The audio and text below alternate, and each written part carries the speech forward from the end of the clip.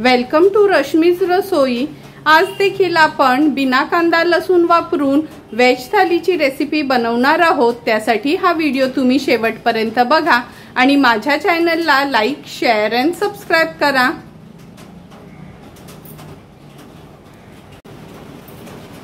आज आपण वेज थालीमध्ये मोड आलेल्या मुगामध्ये शेंग घालून त्याची आमटी बनवणार आहोत। नंतर शिराळा आणि चण्याची थपथपीत भाजी, भरलेली भेंडी। ही भेंडी आपल्या टेरेस मधलीच आहे म्हणून ही भेंडी आपण भरून बनवणार आहोत।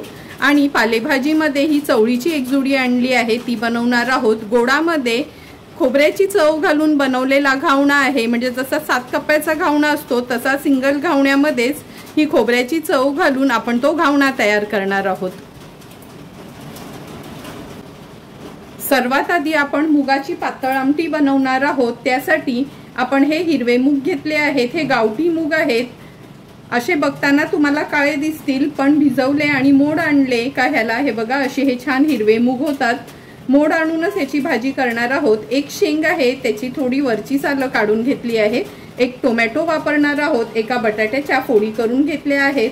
फोडणीसाठी कढीपत्ता, राई, जिरं, हिंग, हळद, मसाला आणि मीठ घेणार आहोत। आज पण आपण ही वेज थाली आहे ना बिना कांदा लसणाचीच बनवणार आहोत। आता या मुगाच्या आमटीसाठी आपण वाटण वाटणार आहोत। बिना कांदा लसणाची आहे त्यामुळे अगदी थोडंसं 2 चमचेच आपण सुकं खोबरं खिसून भाजून घेतलं आहे आणि आल्याचा तुकडा। पाणी न घालता ह्याचं वाटण तयार करूया। हे बघा आपलं वाटण पण तयार झालं आहे। आता लगेचच ह्याची आमटी बनवायला सुरुवात करणार आहोत। सर्वात आधी गॅसवर आपण मुगाची आमटी बनवण्यासाठी हे पातेलं ठेवलं आहे।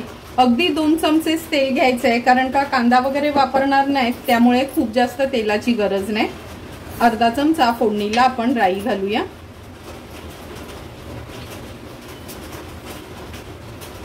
अर्धा चमचा जिरं, थोडंसं हिंग घालते, कढीपत्त्याची पानं,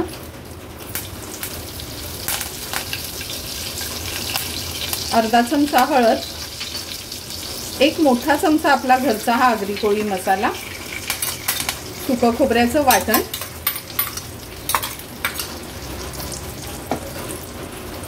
आता हे सर्व इन्ग्रेडियंट्स आपण थोडेसे तेलावर असे परतून घ्यायचे।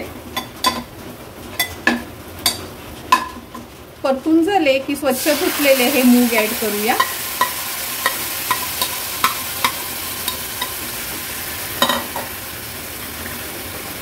एक शेंग आणि एक टोमॅटो घेतला आहे। एक बटाट घालते। आम्ही आगरी कोळी लोक भाजी असली किंवा मच्छी असली तर बटाट आमचं आवर्जून असतंच असतं। व्यवस्थित मिक्स करून घेते भाजी।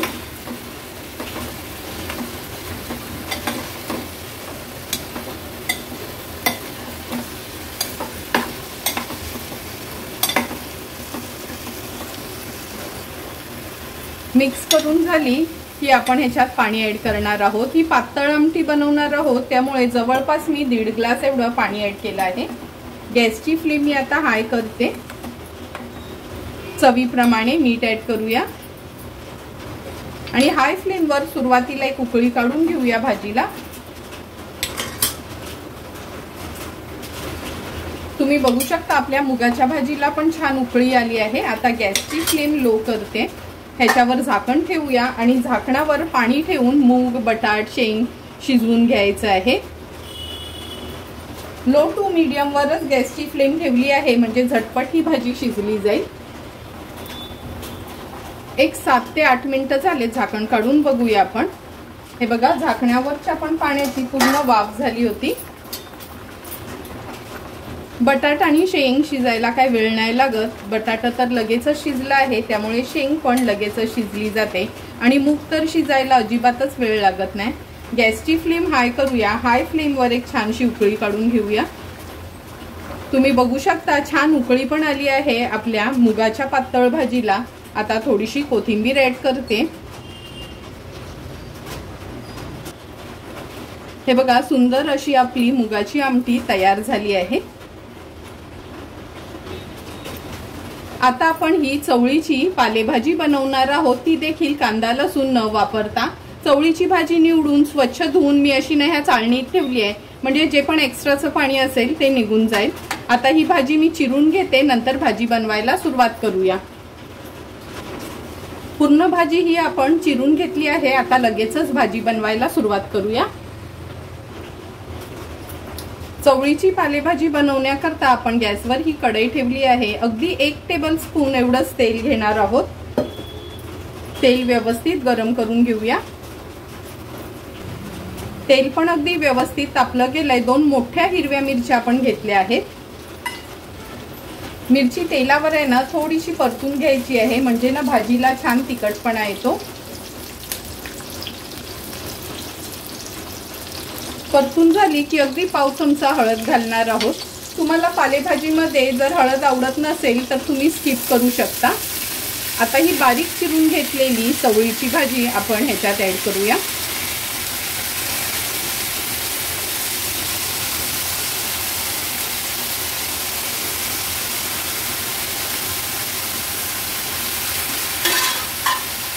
हाय फ्लेमवर सुरुवातीला मी ह्याला मिक्स करून घेते।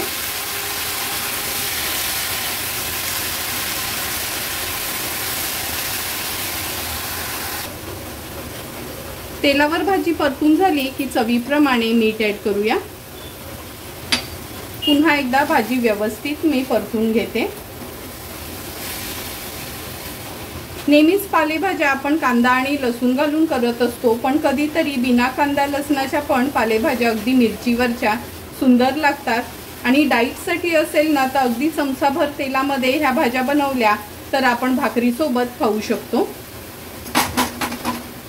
आता झाकण ठेवते आणि 3 ते 4 मिनिटांसाठी मीडियम फ्लेमवर भाजीला शिजवून घेऊया। 3 ते 4 मिनिटं झाले, झाकण काढून बघूया। हे बघा, तुम्ही बघू शकता पालेभाजी शिजायला काही जास्त वेळ लागत नाही। अगदी वाफेवरच भाजी झटपट शिजली जाते। व्यवस्थित परतून घेते। आता ह्याच्यामध्ये खवलेलं ओलं खोबरं घालणार आहोत। पुन्हा एकदा भाजी मिक्स करून घेते। झटपट अशी बिना कांदा लसणाची आपली ही चवळीची पालेभाजी तयार झाली आहे। गॅसची फ्लेम आता स्विच ऑफ करते।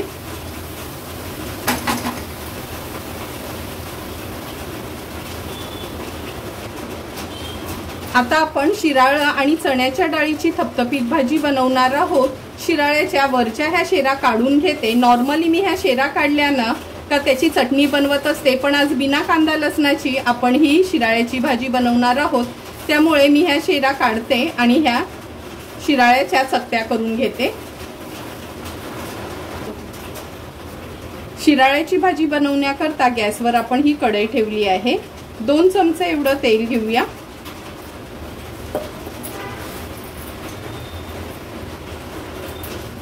तेल पण छान गरम झालं आहे। अर्धा चमचा राई घालते फोडणीला, अर्धा चमचा जिरं, थोडंसं हिंग घालूया, कढीपत्त्याची पानं घालते फोडणीला। गॅसची फ्लेम आता लो करून घ्यायची आहे। हळद ऍड करूया पाव चमचा, अर्धा चमचा आपला हा घरचा आगरी कोळी मसाला, पाव चमचा हा गोडा मसाला। ह्या शिराळ्याच्या भाजीमध्ये मी नॉर्मली गोडा मसाला वापरत असते। मसाले तेलावर परतून घ्यायचे आहेत। नंतर हे शिराळ्याच्या ज्या फोडी करून घेतल्या त्या ऍड करूया। चण्याची डाळ घेतली आहे, अर्धी वाटी एवढी चण्याची डाळ ऍड करते। व्यवस्थित भाजी आपल्याला ही परतून घ्यायची आहे। सुरुवातीला आपण ह्याच्यामध्ये पाणी घालणार नाही आहोत, अशी वाफेवरच शिजवणार आहोत।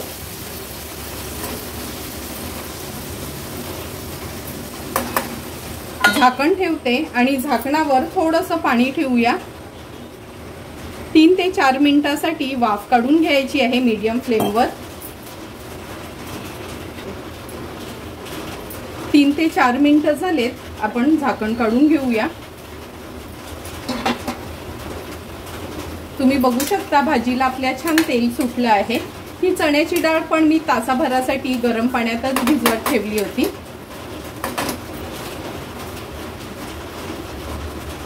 आता आपण ह्याच्यामध्ये अर्धा टोमॅटो घालणार आहोत। नंतर चवीप्रमाणे मीठ ऍड करते।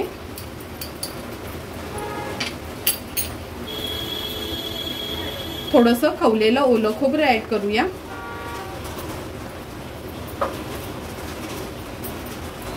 भाजी पुन्हा एकदा व्यवस्थित मिक्स करून घेते। ही भाजी ना अशीच बिना पाण्याची वाफेवर बनवायची, म्हणजे छान अशी लोणच्यासारखी भाजी तयार होते। तुम्ही बघितलं असेल का अगदी 2 चमचे तेल वापरलं होतं तरी पण भाजीला छान असं तेल सुटलं आहे। आणि हे बघा 3 ते 4 मिनिटांसाठी शिजवून पण चण्याची डाळ आपली जवळपास शिजतच आली आहे आणि शिराळं शिजायला काही जास्त वेळ लागत नाही। पुन्हा आता आपण हे झाकण ठेवूया आणि आणखीन 3 ते 4 मिनिटांसाठी ह्याला वाफ काढून घेऊया, म्हणजे चण्याची डाळ, टोमॅटो आणि शिराळं व्यवस्थित शिजलं जाईल। आणखीन 3 ते 4 मिनिटं झाले, तुम्ही बघू शकता झाकणावरच्या पाण्याची पूर्ण वाफ झाली आहे। आता झाकण काढून घेऊया।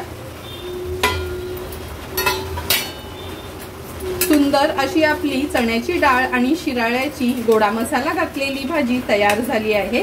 गॅसची फ्लेम हाय करते। हाय फ्लेमवर फक्त एक छान अशी उकळी काढून घेऊया। हे बघा अगदी व्यवस्थित ह्याला वाफ पण आली आहे। गॅसची फ्लेम स्विच ऑफ केली आणि थोडीशी कोथिंबीर ह्याच्यावर स्प्रिंकल करते। सुंदर आणि झटपट बिना पाण्यातली, कांदा लसूण न घालता आपली ही शिराळा आणि चण्याच्या डाळीची भाजी तयार झाली आहे।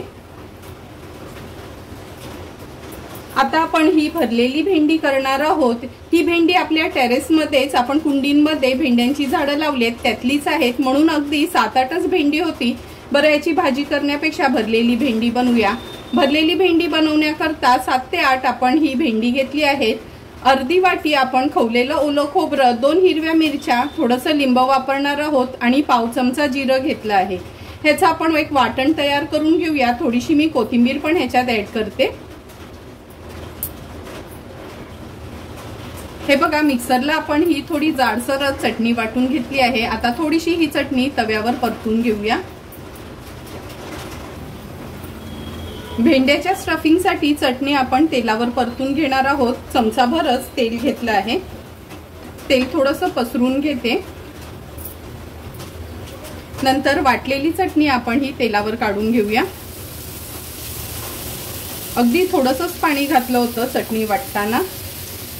चवीप्रमाणे मीठ ऍड करते। पाव चमचा हळद घेतली आहे। लिंब घातलेलं त्यामुळे अगदी पाव चमचा साखर घालणार आहोत। साखर टोटली ऑप्शनल आहे। तुम्हाला आंबट तिखट गोड चटणी नको असेल तर साखर नाही घातली तरी चालेल। व्यवस्थित ही चटणी आता तेलावर आपण परतून घेऊया।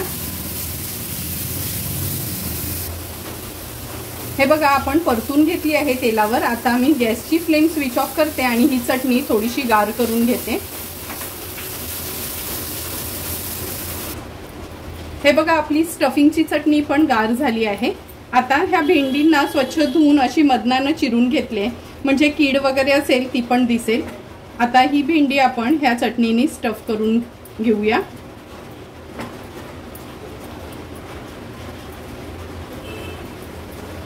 एक एक करून सर्व भेंडी मी अशीच भरून घेते।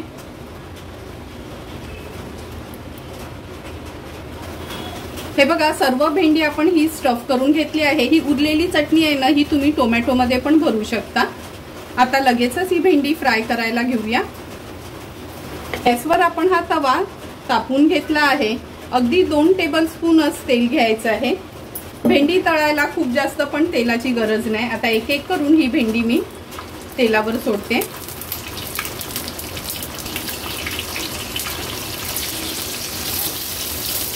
भेंडी तेलावर सोडली की आपण ह्याच्यावर झाकण ठेवणार आहोत आणि 2 ते 3 मिनिटांसाठी लो टू मीडियम फ्लेमवर वाफ काढून घेऊया। 2 ते 3 मिनिटं झाले, झाकण काढून बघूया। आता एक एक करून ही भेंडी आपण पलटून घेणार आहोत। भेंडी शिजायला काय खूप वेळ लागत नाही आणि लक्षात ठेवा जेव्हा पण आपण ही भेंडी फ्राय करतो ना, थोडाही पाण्याचा वापर करायचा नाही। अशी तेलावरच छान शिजवून घ्यायची आहे। चटणीमुळे तुम्ही बघू शकता का तेलात पण थोडंसं पाणी असं वाफेचं सुटलं आहे।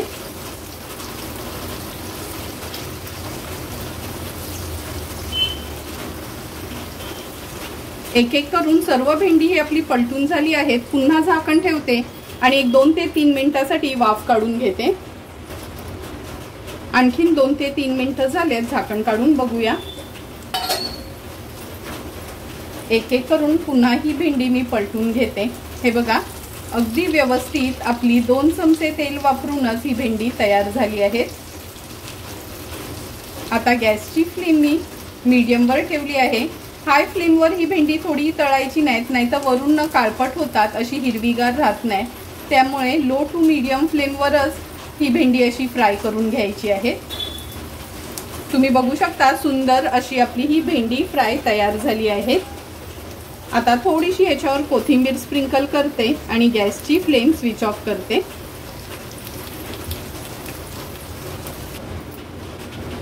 आता आपण तांदळाच्या पिठाचे घावणे करून त्याच्यामध्ये ही नारळाची चव जी मोदक बनवायसाठी करतो ना, ती चव ही मी बनवलेली आहे. मुद्दामच त्याचा व्हिडिओ केला नाही, कारण का सर्वांनाच माहिती आहे ही खोबऱ्याची चव कशी बनवायची ते.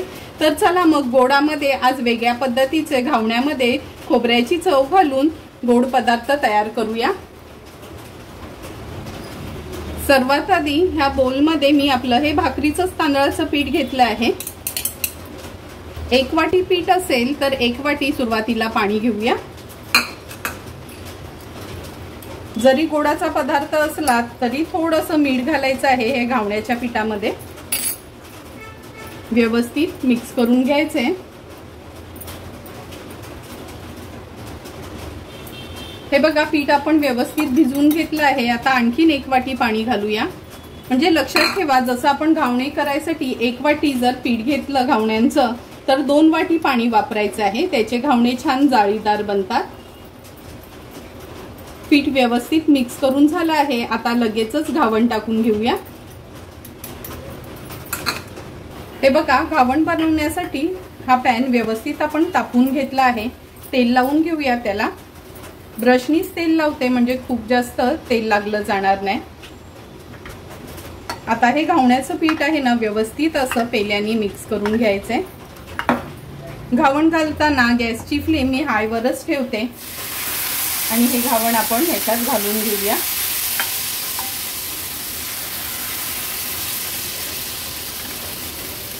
आता ह्याच्यावर साईडनी आपण थोडंसं तेल सोडणार आहोत.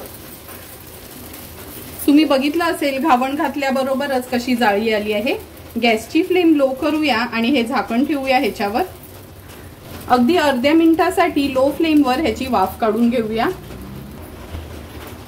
अर्धा ते 1 मिनिट झालंय. झाकण काढून बघूया आपण.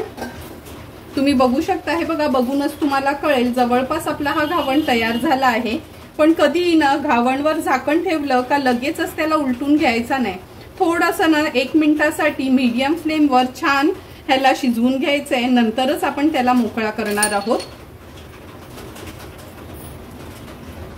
अगदी अर्धा ते 1 मिनिटच झालाय. तुम्ही बघू शकता, हे बघा, साईडनी ना घावणा बरोबर पॅन सोडतोय. आता गॅसची फ्लेम मी थोडी हाय करून घेते आणि ह्याला आता आपण मोकळा करून घेऊया. घावण्याचं पीठ आपलं चांगलं असलं ना का असे सुंदर जाळीदार घावणे तयार होतात. पलटून घेतल्यावर अगदी अर्ध्या मिनिटासाठी ह्याला वाफ काढून घेऊया.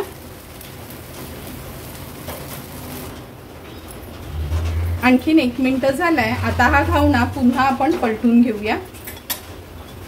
आता आपण ह्याच्यामध्ये ही खोबऱ्याची चव आहे ना, एका बाजूला जसं आपण 7 कप्प्यांचे घावणे करतो ना तेव्हा कशी ही चव अशी भरून घेतो, त्याच पद्धतीने ही चव ह्याच्यात आपण भरून घेऊया.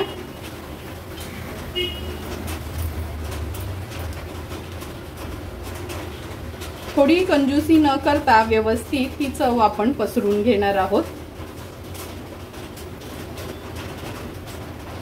मी कधीही ना मोदकसाठी खोबऱ्याची चव अशी बनवली ना का ती जपून ठेवते उरल्यावर, कारण का फ्रीजर मध्ये तुम्हाला माहिती आहे खोबऱ्याची चव 6 महिने पण अगदी व्यवस्थित राहते. जेव्हा आपल्याला हवी आहे तेव्हा आपण काढून घ्यायची. आता हा घावण आपण फोल्ड करून घेऊया. व्यवस्थित कालत्यानी मी ह्याला असं दाबून घेते म्हणजे सारण आपलं आतलं बाहेर येणार नाही.